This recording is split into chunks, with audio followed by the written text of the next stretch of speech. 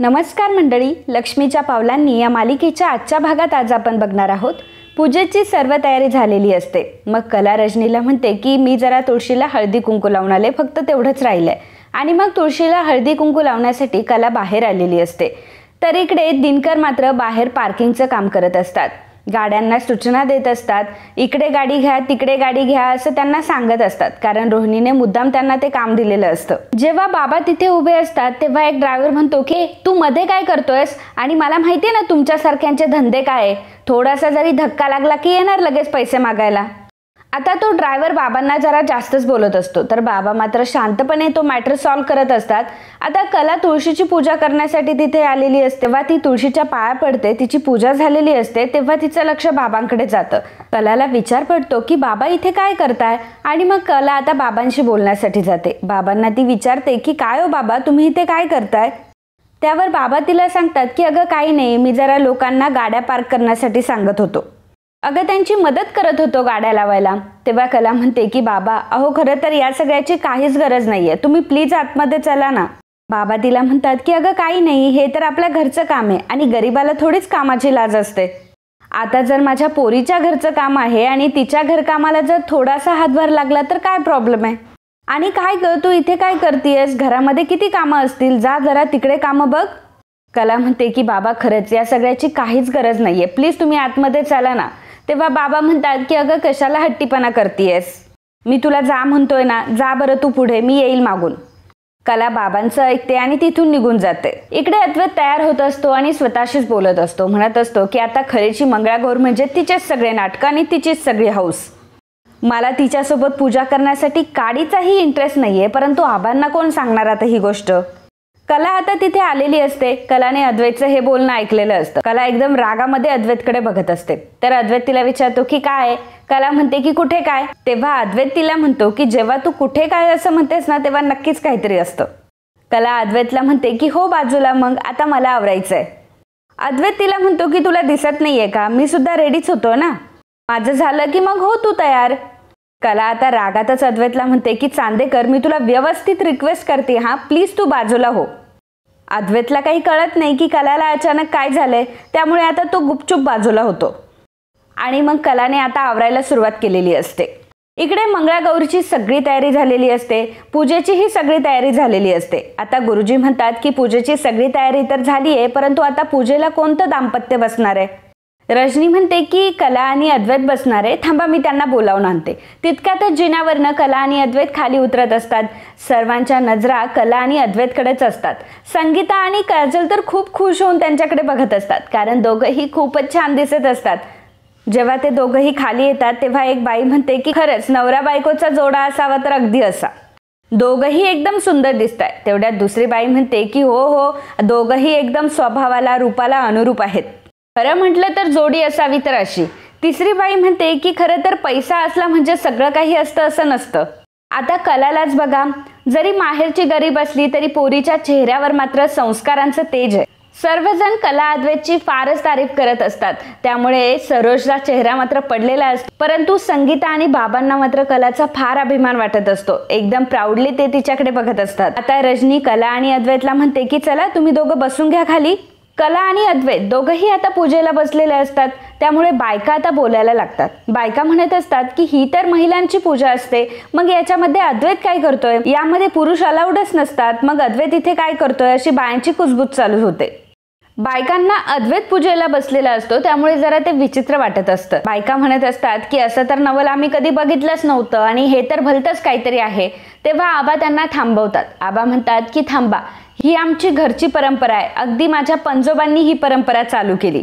आणि हे बघा, स्त्री ही घरची अन्नपूर्णा असते, ती घरच्यांसाठीच राबते, घरच्यांसाठीच कष्ट करते. आणि मग त्याच घरामध्ये पुरुष सुद्धा राहतात, त्यांचं सुद्धा घरापरी काहीतरी तरी कर्तव्य असेलच ना. आणि तसंही असं कुठं लिहिलंय की पूजा फक्त स्त्रियांनीच करावी म्हणून. हे बघा, पूजेकडं कर्मकांड म्हणून बघायचं नसतं, तर पूजेकडं सुख शांती ह्या गोष्टींचं हे एक दार आहे असं पूजेकडे बघावं. सगळ्या बायका आबांना म्हणतात की हो हो आबासाहेब, तुम्ही अगदी बरोबर बोलताय हा. तेव्हा आबा त्यांना म्हणतात की फक्त मान डोलावून बरोबर आहे बरोबर आहे असं म्हणू नका, तर हे सगळं नीट समजून उमजून घ्या. आणि बायकांनी फक्त नवऱ्यासाठी प्रार्थना करावी असं कुठं लिहिलंय? खरं तर त्या दोघांनीही एकमेकांसाठी मागावं म्हणजे घर सुद्धा आनंदात राहतं आणि तेच सगळ्यात महत्त्वाचं असतं. तर आता बायकांना आबांचं म्हणणं पटलेलं असतं, त्यामुळे त्या आता गप्प झालेल्या असतात. गुरुजी आता अद्वैत आणि कलाला सांगत असतात, प्रत्येक पूजेमध्ये पुरुष पूजा करतात आणि स्त्री फक्त त्यांच्या हाताला हात लावून मम असं म्हणते. परंतु ह्या पूजेचं वैशिष्ट्य असं आहे की ही पूजा स्त्रीच्या हस्ते केली जाते आणि स्त्रीचा नवरा तिच्या हाताला हात लावून तिला आश्वस्त करतो, तिला विश्वास देतो आणि तिला सांगतो की मी प्रत्येक कार्यामध्ये तुझ्या सोबत राहील, मी तुझी सोबत करेल आणि हेच तुमच्या जीवनाचं प्रतीक आहे. गुरुजींनी आता पूजेला गणेश पूजेपासून सुरुवात केलेली असते. कला ही पूजा करत असते तर अद्वैत तिच्या हाताला हात लावून बसलेला असतो. अद्वैत मात्र काहीही त्रुटी न काढता शांतपणे पूजेला बसलेला असतो आणि दोघंही अगदी शांतपणे पूजा करत असतात. तेव्हा मात्र घरच्यांच्या चेहऱ्यावर एक वेगळंच समाधान असतं. संगीताला आणि बाबांना तर खूप छान वाटत असतं. इथं येण्याचं त्यांचं सार्थक झालं, जणू त्यांना असंच काहीतरी वाटत असतं. तर नेहमीप्रमाणे सरोज आणि रोहिणीचे चेहरे मात्र पडलेले असतात. पूजा आता झालेली असते. श्री गणेशाचा अभिषेक झालेला असतो. गुरुजी सांगतात की आता देवीला कणकेचे दागिने हे अर्पण करायचे आणि देवीला सांगायचे, देवी देवी तुला अर्पिते कणकेचे दागिने आणि तू मला दे सोन्याचे दागिने. गुरुजींनी सांगितल्याप्रमाणे कला तीच कृती करत असते. कला आता देवीला कणकेचे दागिने अर्पण करते आणि सांगते की देवी देवी तुला मी कणकेचे दागिने अर्पण करते, तू मला सोन्याचे दागिने दे. नैना सुद्धा तिथे येऊन बसलेली असते, परंतु ते सगळं बघून नैनाला प्रचंड बोर होत असतो आणि तिच्या चेहऱ्यावर तो स्पष्ट दिसत असतो. गुरुजी आता कला आणि अद्वैतला सांगतात की तुम्ही दोघांनीही आता महादेवाचं दर्शन घ्यायचंय आणि महादेवाला प्रार्थना करायची आहे. कला आणि अद्वैत आता हात जोडून देवीला प्रार्थना करत असतात. कला आणि अद्वैत आता हात जोडून देवीला प्रार्थना करत असतात. आबांनी सुद्धा हात जोडलेले असतात. आबा म्हणतात की देवी आई, तुझी परंपरा तर अगाध आहे, तुझं सगळीकडे लक्ष असतं, तुझी विविध रूपं आहेत. मला माहिती आहे की तू आमच्या या घरात या कलाच्या रूपाने अवतरली आहेस. आता नेहमी तू आमच्या घरात वास कर आणि ह्या चांदेकरांचं कल्याण कर. लक्ष्मीच्या पावलांनी तू ह्या घरात आली आहेस. तुझ्या प्रत्येक पावलाने या घरामध्ये सुख, शांती, आनंद सगळं काही लाभू दे. त्यानंतर कला अद्वैत उठतात आणि गणपतीची आरती करत असतात. सर्वजण टाळ्या वाजवत असतात. कला अद्वैत आरती ओवाळत असतात. आरती ओवाळत असताना कला ही देवी अंबाबाईला म्हणत असते की अंबाबाई, तुझी कृपा सदैव आमच्या घरावर असू देत. त्या घरात सुख, शांती नेहमी लाभू देत. चांदेकरांची प्रतिष्ठा, वैभव टिकवण्याची ताकद तू आम्हाला दे. आई बाबांना ज्या काही पैशांच्या अडचणी आहेत त्या सगळ्या दूर कर. डोक्यावर असलेला कर्जाचा भार लवकरात लवकर उतरव. कला आणि अद्वैतची आरती झाली असते. आता गुरुजी कलाला सांगतात की आता तुम्ही देवीला नैवेद्य दाखवा. कला देवीला नैवेद्य दाखवते. आबा मोठ्याने घोषणा देत म्हणत असतात की देवी अंबाबाईचा, तर सर्वजण उदो उदो असं म्हणतात.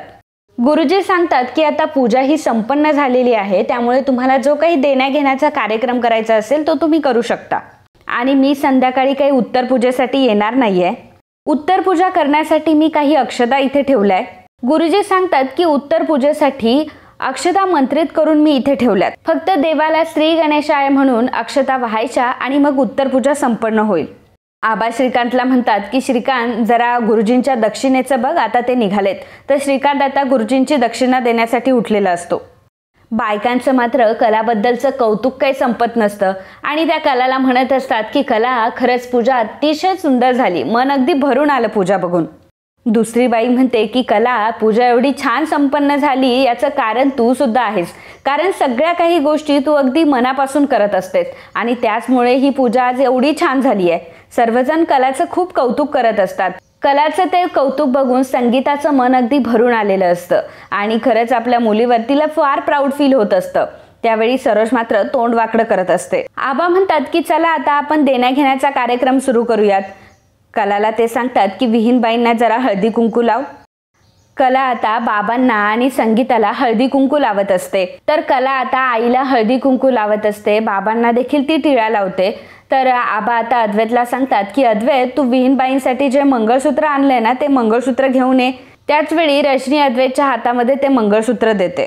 आता आबांनी सांगितल्याप्रमाणे अद्वैत फक्त संगीताला ते मंगळसूत्र द्यायचं काम करत असतो आणि एकदम फॉर्मली हे सगळं करत असतो. तेव्हा संगीता आता अद्वैतकडे बघते. तेव्हा आबा अद्वैतला म्हणतात की अरे अद्वैत, तू काय बर्थडेचं गिफ्ट देतोय का त्यांना?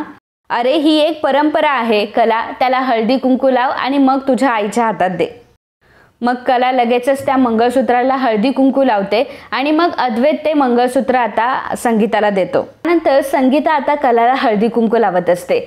अद्वैतला देखील ती ओवाळत असते. त्यानंतर संगीताने कलासाठी जो दागिना घेतलेला असतो तो दागिना आता ती कलाला देऊन टाकते आणि चांदीची वाटीही देते. कलाने आता तो जो आहेर दिलेला असतो संगीताने तो रजनीच्या हातामध्ये दिलेला असतो.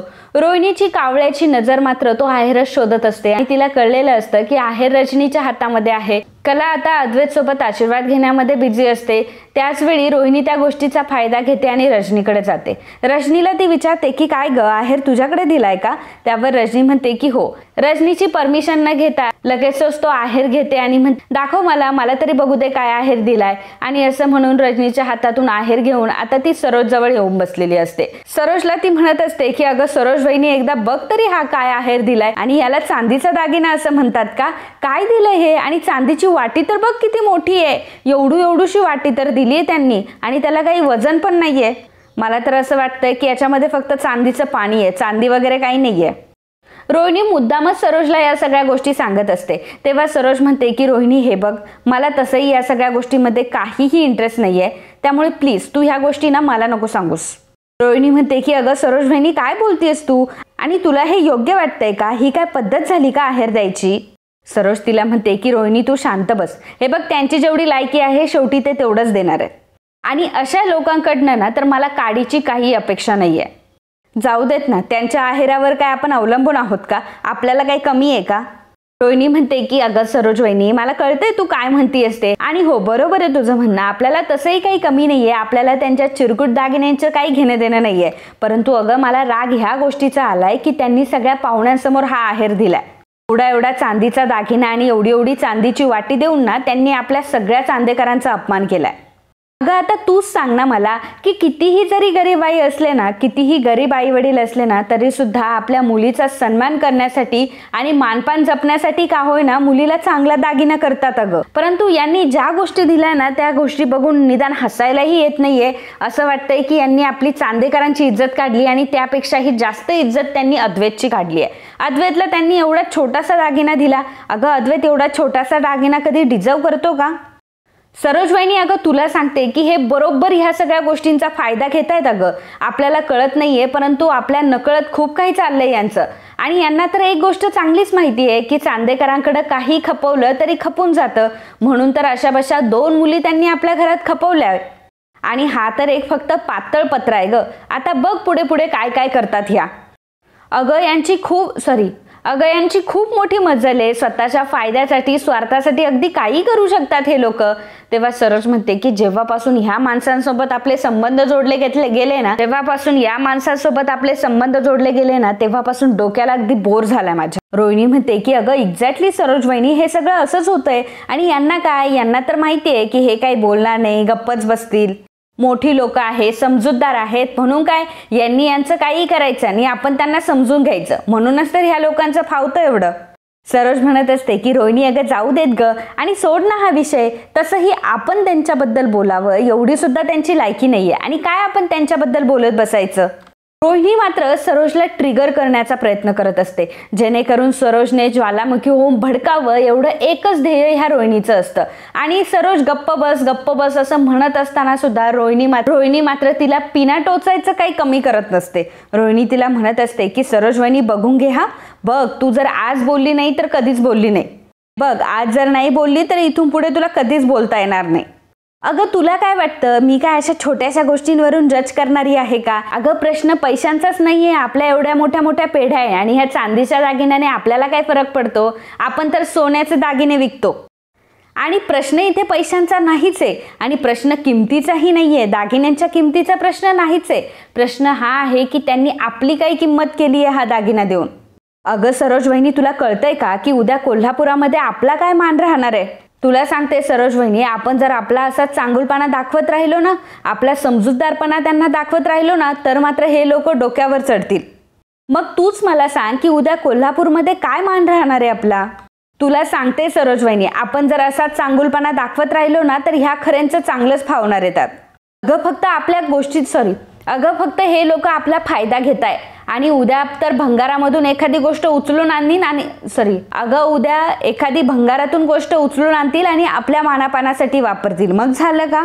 सरोज वहिनी, अगं तुला हे सगळं टाळायचं असेल आणि तुला ना यांना चांगला धडा शिकवायचा असेल ना तर तुला बोलावंच लागेल ग. अगं तू काहीतरी बोल, तू जर आता बोलली नाही ना तर मग खूप मोठा प्रॉब्लेम तुला फेस करावा लागेल. सरोज वहिनी अगं बोल काहीतरी, असं म्हणून आता रोहिणीने तो दागिना आता सरोजच्या हातामध्ये दिलेला असतो.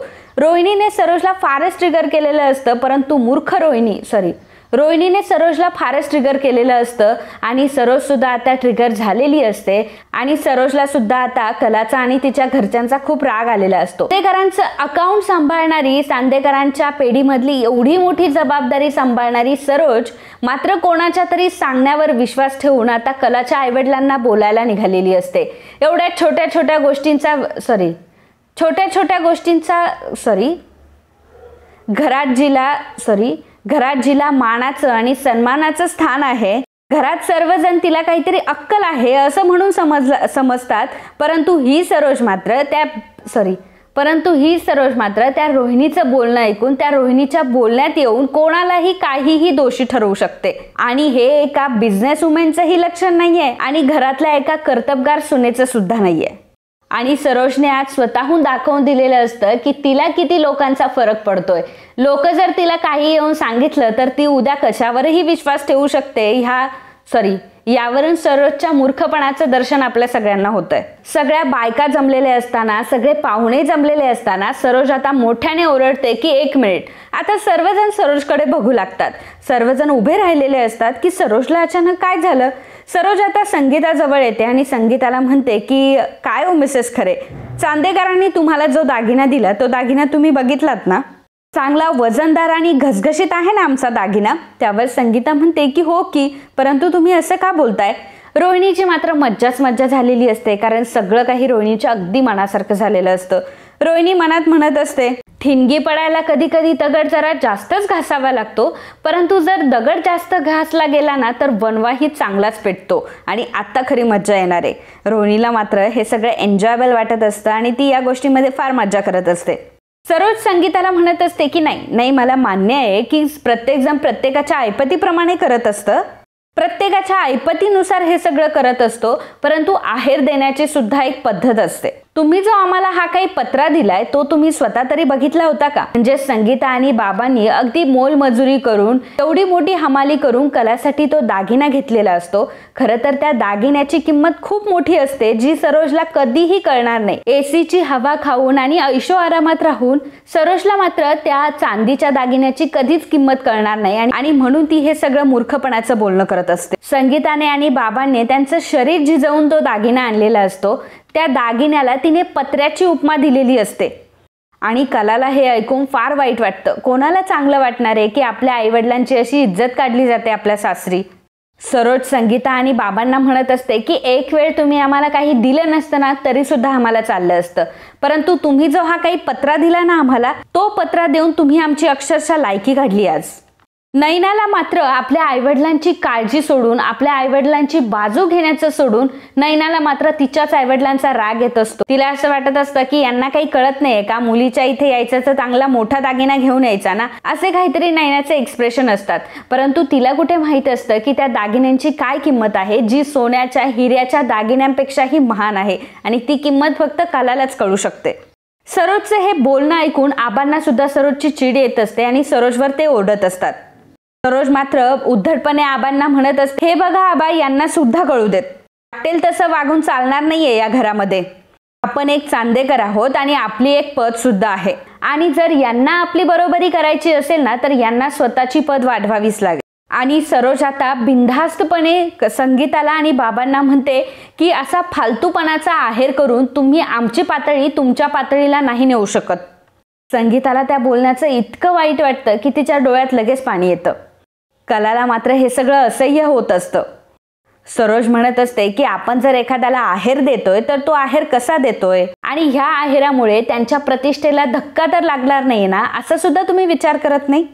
बरं, एक वेळ जाऊ द्या, एक वेळ आमचं जाऊ द्या की आम्हाला काही कमी नाही आहेत काही गोष्टी, आमच्याकडे तर सोन्याची पेढी आहे, परंतु तुमच्या मुलीचं काय. तुमच्या मुलीला एखादा दागिना देताना तुम्ही हातचा राखून देता. संगीता आणि बाबांच्या मनात तर असं काहीच नसतं. अगदी प्रेमाने त्यांनी कलाला हे सगळं केलेलं असतं. त्यांच्या ऐपतीप्रमाणे त्यांनी खर्च केलेला असतो. ऑलरेडी एवढा कर्जाचा डोंगर त्यांच्या माथ्यावर असताना सुद्धा त्यांनी कलासाठी एवढासा तरी दागिना केलेला असतो. संगीता सरोजला म्हणत असते की अहो विहीनबाई, खरंच आमचा तसा काहीच उद्देश नव्हता. अहो आम्ही गरीब माणसं आहोत. आमच्या गरिबीप्रमाणे आम्हाला जे काही वाटलं ते आम्ही अगदी प्रामाणिकपणे केलं. परंतु त्यातून जर तुमच्या प्रतिष्ठेला धक्का लागला असेल तर मी हात जोडून तुमची माफी मागते. संगीता रडत असते. रडत रडत ती सरोजची माफी मागत असते. तर आबांना सुद्धा ती म्हणत असते की आबाजी आम्हाला माफ करा. तेव्हा मात्र आबा स्वतःची मान खाली घालून उभे असतात. म्हणजे या सरोजने अगदी आबांची मान सुद्धा खाली घातलेली असते. कलाला मात्र हे सगळं असह्य होत असतं. आता कला सरोजला म्हणते की आई जे म्हणते ना सरोज मॅडम, ते अगदी बरोबर आहे. त्यांना जेवढं काही त्यांच्या मुलीसाठी जमतंय ते त्या करताय आणि त्यांनी माझ्यासाठी जे काही केलंय, ते माझ्यासाठी जे काही करताय, या गोष्टीचा मला मात्र खूप अभिमान आहे. आणि मित्रांनो, आजचा हा भाग इथेच संपतो. पुढील भागात आपल्याला बघायला मिळणार आहे अद्वैत तिथून जात असताना कला अद्वैतला म्हणते की चांदेकर थांब, मी काय तुझ्या हातातली बाहुली नाहीये. पाहिजे तेव्हा घेऊन फिरायचं, पाहिजे तेव्हा बाजूला करायचं. मी काय तुझ्या हातातली बाहुली नाहीये की तू सोयीस्करपणे मला वापरू शकतो. बघ, माझ्या आईबाबांचा जेवढा अपमान व्हायचा होता तेवढा अपमान इथे झालाय आणि माझाही अपमान झालाय. आणि जर असं होणार असेल तर मी ही उत्तरपूजा नाही करणार.